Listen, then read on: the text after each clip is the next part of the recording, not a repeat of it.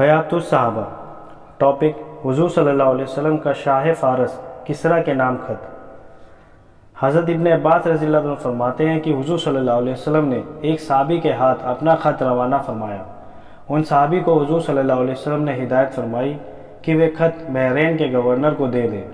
بحرین کے گورنر نے وہ خط لے کر کسریٰ تک پہنچا دیا۔ جب کسریٰ نے وہ خط پڑھا تو اس نے خط کو پھاڑ کر ٹکڑے ٹکڑے کر دیا۔ راوی کہتے ہیں کہ میرا خیال یہ ہے کہ حضرت ابن مسیب نے فرمایا تھا کہ یہ سن کر حضور صلی اللہ علیہ وسلم نے ان کے لیے بد دعا کی کہ ان کے بھی ایسے ہی ٹکڑے ٹکڑے کر دیے جائیں۔ حضرت عبد الرحمن بن عبد قاری رضی اللہ عنہ فرماتے ہیں کہ حضور صلی اللہ علیہ وسلم ایک دن بیان فرمانے کے لیے ممبر پر کھڑے ہوئے، اللہ کی تعریف بیان فرمائی، کلمہ شہادت پڑھا، پھر آپ نے فرمایا: اما بعد، میں تم میں سے کچھ لوگوں کو اعظم کے بادشاہوں کے پاس بھیجنا چاہتا ہوں۔ جیسے بنی اسرائیل نے حضرت عیسیٰ علیہ السلام کے سامنے اختلاف کیا تھا، تم میرے سامنے ویسا اختلاف نہ کرنا۔ تو مہاجرین نے کہا: یا رسول اللہ صلی اللہ علیہ وسلم، ہم کبھی بھی آپ کے سامنے کسی چیز کے بارے میں کوئی اختلاف نہیں کریں گے، آپ ہمیں جو چاہے حکم دیں، جہاں چاہے بھیج دیں۔ آپ صلی اللہ علیہ وسلم نے حضرت شجاع بن وہب رضی اللہ تعالیٰ عنہ کو کسریٰ کی طرف روانہ کیا۔ حضرت شجاع کے آنے پر کسریٰ نے اپنے محل کے سجانے کا حکم دیا۔ اس کے بعد اس نے فارس کے بڑے بڑے سرداروں کو جمع کر کے حضرت شجاع بن وہب کو بلوایا۔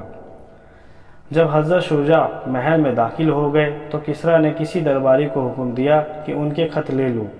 حضرت شجاع بن وہب نے فرمایا: یہ ہرگز نہیں ہو سکتا، میں تو حضور صلی اللہ علیہ وسلم کے حکم کے مطابق اپنے ہاتھ سے خود تمہیں دوں گا۔ کسریٰ نے کہا: اچھا، پھر قریب آ جاؤ۔ انہوں نے آگے بڑھ کر کسریٰ کو وہ خط دیا۔ پھر اس نے ہیرا کے رہنے والے اپنے ایک منشی کو بلایا۔ اس نے حضور صلی اللہ علیہ وسلم کا خط پڑھنا شروع کیا تو خط میں مضمون یوں تھا: اللہ کے رسول محمد بن عبداللہ کی جانب سے کسریٰ کے نام، جو فارس کا بڑا ہے۔ اس بات پر اسے بڑا طیش آیا کہ حضور صلی اللہ علیہ وسلم نے اپنا نام اس کے نام سے پہلے لکھا، اور اس نے بڑا شور مچایا۔ خط کو پڑھنے سے پہلے ہی اس نے خط کو لے کر ٹکڑے ٹکڑے کر دیا۔ اس نے حکم دے کر حضرت شجاع کو اپنے محل سے باہر نکال دیا۔ حضرت شجاع یہ منظر دیکھ کر اپنی سواری پر بیٹھ کر چل دیے۔ فرمایا کہ میں نے حضور صلی اللہ علیہ وسلم کا خط کسریٰ کو پہنچا دیا، اب مجھے کوئی پرواہ نہیں، چاہے وہ خوش ہو چاہے وہ ناراض ہو۔ راوی کہتے ہیں کہ جب کسریٰ کا غصہ ٹھنڈا ہو گیا تو اس نے حضرت شجاع کو اپنے پاس بلانے کے لیے ایک آدمی بھیجا۔ حضرت شجاع روانہ ہو چکے تھے، اس لیے وہاں نہ ملے۔ وہ آدمی تلاش میں ہیرا تک گیا، لیکن حضرت شجاع وہاں سے بھی نکل چکے تھے۔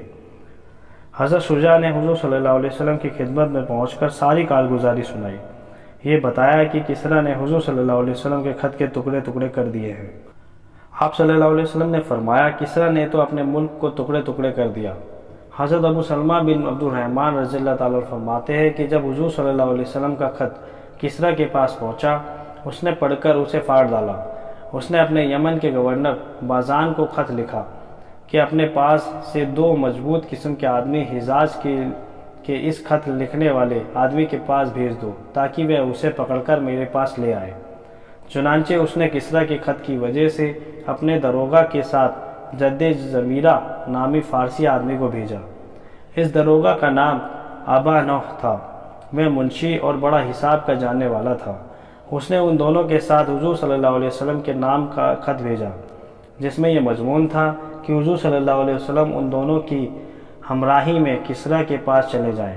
یمن کے گورنر نے اپنے داروغہ سے کہا کہ ان کی یعنی محمد صلی اللہ علیہ وسلم کی تمام چیزوں کو غور سے دیکھنا، ان سے خوب بات چیت کرنا، ان کے تمام حالات اچھی طرح معلوم کر کے آنا، سب مجھے بتانا۔ میں دونوں یمن سے چلے گئے، طائف پہنچے۔ وہاں ان دونوں کو قریش کے چند تاجر ملے۔ انہوں نے تاجروں سے حضور صلی اللہ علیہ وسلم کے بارے میں معلوم کیا تو ان تاجروں نے بتایا کہ محمد صلی اللہ علیہ وسلم یثرب میں یعنی مدینے میں ہیں۔ حضور صلی اللہ علیہ وسلم کو کسریٰ کے پاس لے جانے کے لیے ان دونوں سپاہیوں کے آنے سے وہ تاجر بڑے خوش ہو گئے اور کہنے لگے کہ اب تو حضور صلی اللہ علیہ وسلم کے مقابلے میں کسریٰ کھڑا ہو گیا ہے، لہٰذا اب حضور صلی اللہ علیہ وسلم سے نپٹنے کے لیے تمہیں کچھ کرنے کی ضرورت نہیں۔ وہ دونوں وہاں سے چلے، یہاں تک کہ مدینہ پہنچ گئے۔ ابا نوح نے حضور صلی اللہ علیہ وسلم سے کہا کہ کسریٰ نے یمن کے گورنر بازان کو خط بھیجا کہ وہ بازان آپ کے پاس چند سپاہیوں کو بھیج دے جو آپ کو کسریٰ کے پاس پہنچا دے۔ بازان نے ہمیں اسی غرض سے بھیجا ہے تاکہ آپ ہمارے ساتھ کسریٰ کے پاس چلیں۔ حضور صلی اللہ علیہ وسلم نے فرمایا، اب تو تم دونوں واپس چلے جاؤ، کل میرے پاس آنا۔ جب اگلے دن صبح کو وہ دونوں حضور صلی اللہ علیہ وسلم کے پاس آئے تو حضور صلی اللہ علیہ وسلم نے ان کو بتایا کہ اللہ نے فلاں مہینے کی فلاں رات میں کسریٰ پر اس کے بیٹے شہروے کو مسلط کر دیا ہے، جس نے اسے قتل کر کے حکومت پر قبضہ کر لیا۔ ان دونوں نے کہا، کیا آپ سوچ سمجھ کر بول رہے ہیں؟ کیا یہ بات ہم بازان کو لکھ دیں؟ آپ نے فرمایا، ہاں لکھ دو۔ اس کو یہ بھی کہہ دینا کہ اگر وہ مسلمان ہو جائے گا تو جتنا علاقہ اس کے قبضے میں ہے سب اسے ہی دے دوں گا۔ پھر آپ نے جد ضمیرہ کو ایک پٹکا دیا، آپ کو ہدیے میں ملا تھا، اس میں سونا چاندی تھا۔ ان دونوں نے یمن واپس آ کر بازان کو ساری بات بتائی۔ بازان نے کہا کہ اللہ کی قسم، یہ کسی بادشاہ کا کلام نہیں معلوم ہوتا۔ جو کچھ انہوں نے کہا ہم اس کی تحقیق کر لیتے ہیں۔ کچھ ہی عرصے کے بعد بازان کے پاس شہروے کا خط آیا جس میں لکھا ہوا تھا کہ میں نے اہل فارس کی حمایت کے لیے غصے میں آ کر کسریٰ کو قتل کر دیا ہے، کیونکہ وہ اہل فارس کے شریفوں کو بلا وجہ قتل کرنے کو اپنے لیے درست سمجھ رہا تھا۔ اپنے علاقے کے تمام لوگوں سے میری اطاعت کا عہد لے لو۔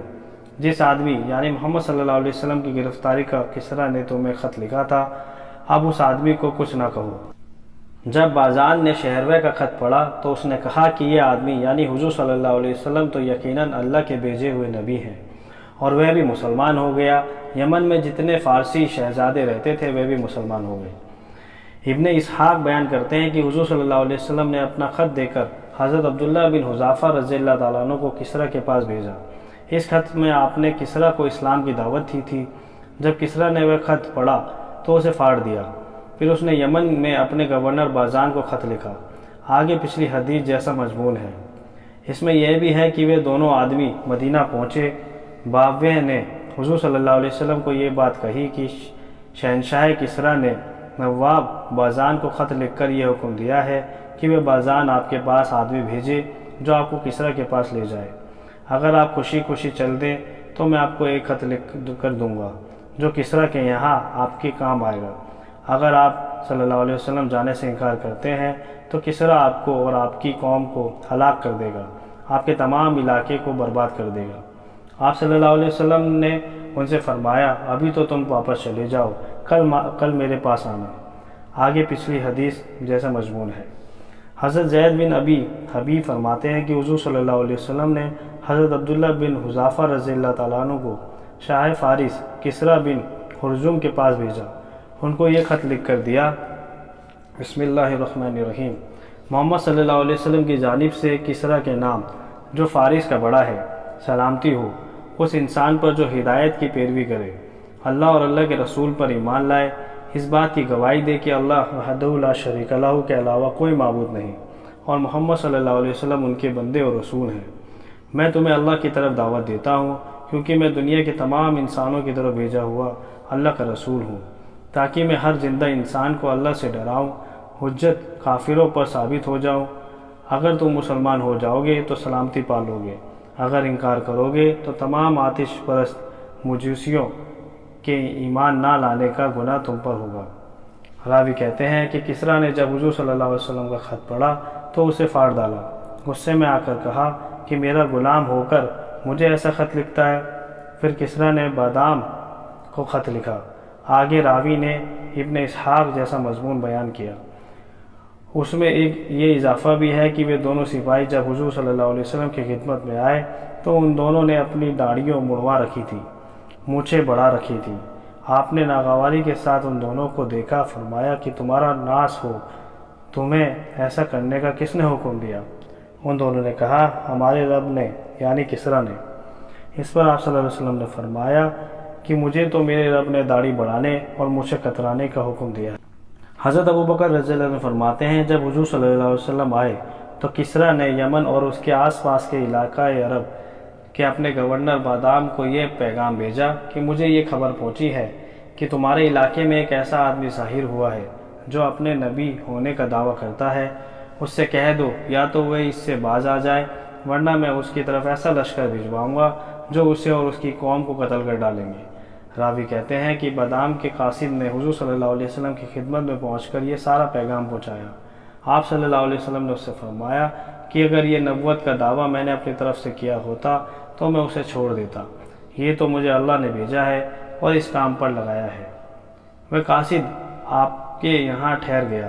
حضور صلی اللہ علیہ وسلم نے اس سے فرمایا، میرے رب نے کسریٰ کو قتل کر دیا ہے، آج کے بعد کسی کا لقب کسریٰ نہ ہوگا۔ کیسر کو قتل کر دیا ہے، آج کے بعد کسی کا لقب کیسر نہ ہوگا۔ قاصد نے وہ گھڑی اور وہ دن وہ مہینہ لکھ لیا جس میں آپ نے یہ بات بتائی تھی۔ پھر وہ بادام کے پاس واپس چلے گیا تو وہاں پہنچ کر معلوم ہوا کہ واقعی کسریٰ مر چکا ہے، کیسر کا قتل ہو چکا ہے۔ حضرت دہیہ کلبی رضی اللہ عنہ فرماتے ہیں کہ مجھے حضور صلی اللہ علیہ وسلم نے خط دے کر کیسر کے پاس بھیجا۔ آگے ویسی حدیث ذکر کی گئی ہے جیسے کہ پہلے حضور صلی اللہ علیہ وسلم کے کیسر کے نام خط کے بارے میں گزر چکی ہے۔ اس کے آخر میں یہ مضمون ہے، پھر حضرت دہیہ حضور صلی اللہ علیہ وسلم کی خدمت میں واپس آئے۔ وہاں کسریٰ سے صنعاء علاقے کے جو گورنر تھے ان کی طرف سے قاصد آئے، اور کسریٰ نے صنعاء کی گورنر کو دھمکی والا خط لکھا تھا اور بڑے زور سے لکھا تھا کہ تم اس آدمی کا یعنی محمد صلی اللہ علیہ وسلم کا کام تمام کر دو، نعوذ باللہ۔ جو تمہارے علاقے میں ظاہر ہوا ہے وہ مجھے اس بات کی دعوت دے رہا ہے کہ یا تو میں اس کا دین قبول کر لوں، نہیں تو میں اس کو جزیہ دینے لگ جاؤں۔ اگر تم نے اس کا کام تمام نہ کیا تو میں تم کو قتل کر دوں گا، تمہارے ساتھ ایسا ویسا کروں گا۔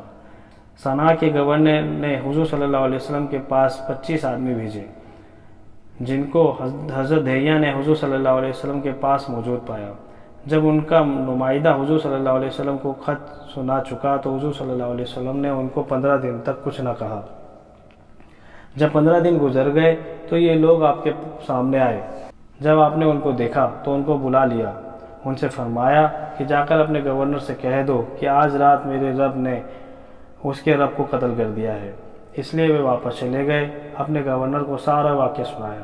اس نے کہا کہ اس رات کی تاریخ یاد رکھو، یہ بھی کہا کہ مجھے بتاؤ کہ تم نے ان کو یعنی حضور صلی اللہ علیہ وسلم کو کیسا پایا؟ تو انہوں نے کہا، ہم نے ان سے زیادہ برکت والا کوئی بادشاہ نہیں دیکھا۔ وہ عام لوگوں میں بلا خوف و خطر چلتے پھرتے ہیں، ان کا لباس معمولی سیدھا سادہ ہے، ان کا کوئی پہرے دار محافظ نہیں، ان کے سامنے لوگ اپنی آواز بلند نہیں کر سکتے۔ حضرت دہیہ فرماتے ہیں کہ پھر یہ خبر آئی کہ کسریٰ ٹھیک اسی رات قتل کر لیا گیا جو رات آپ صلی اللہ علیہ وسلم نے بتائی تھی۔